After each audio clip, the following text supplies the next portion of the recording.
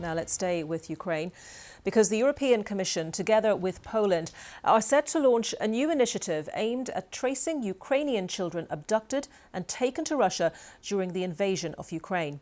In a report published last month, the Yale University researchers identified at least 43 camps and other facilities where Ukrainian children are held. Well, joining me now is Arseniy Yatsenyuk, the former Prime Minister of Ukraine from 2014 to 2016. He joins us from Kyiv. Mr. Yatsenyuk, thank you very much for your time today. First of all, to establish the basics, how many Ukrainian children are now in Russia, do you believe? Because there are varying accounts, different numbers that we're hearing. We don't know the exact number. The Attorney General and Special Ukrainian Envoy for Human Rights, they disclosed the number of around 17,000 kids. You know, it started in 2014.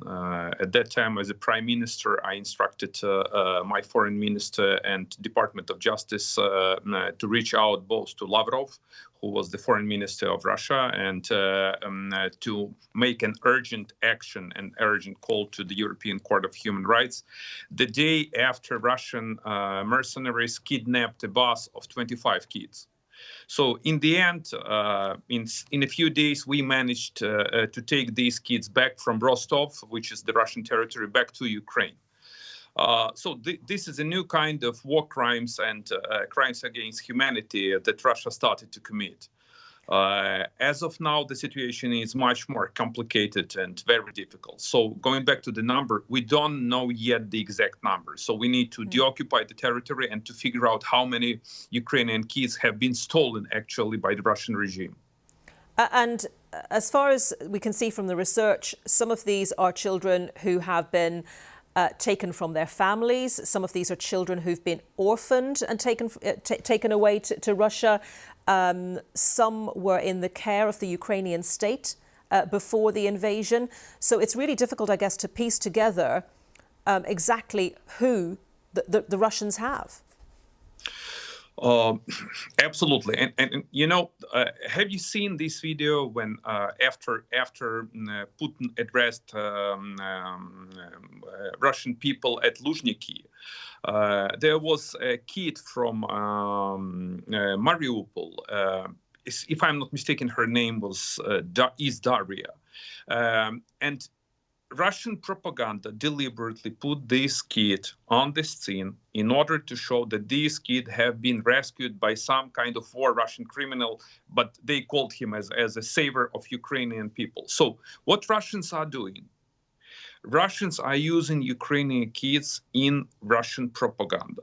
This is the first point. The second one is that they forcefully adapt these kids. The third one is that they forcefully re-educate and indoctrinate these children. Who is the ringleader? Definitely Putin. Who is the henchman or henchwoman? Is a special Russian representative for children rights. Lavrova, Belova, I missed her name, but she's not a representative for children's rights. She's a representative for children abduction. Just to interrupt there, to get to the practicalities of what you want to do, the European Commission, together with Poland, this new initiative, as we outlined in the introduction, how are you actually, in these circumstances, going to try to trace Ukrainian children in Russia and try to repatriate them? The most important issue is to establish a special tribunal, how to bring to justice those responsible.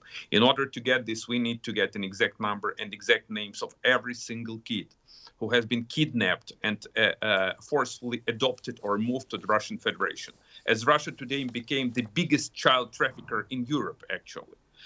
So this initiative is of crucial importance.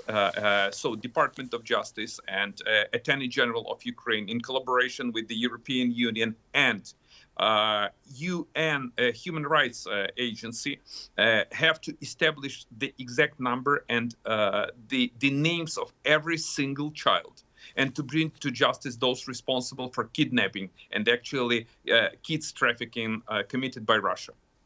Arseniy Yatsenyuk, former Prime Minister of Ukraine, thank you very much. Thank you.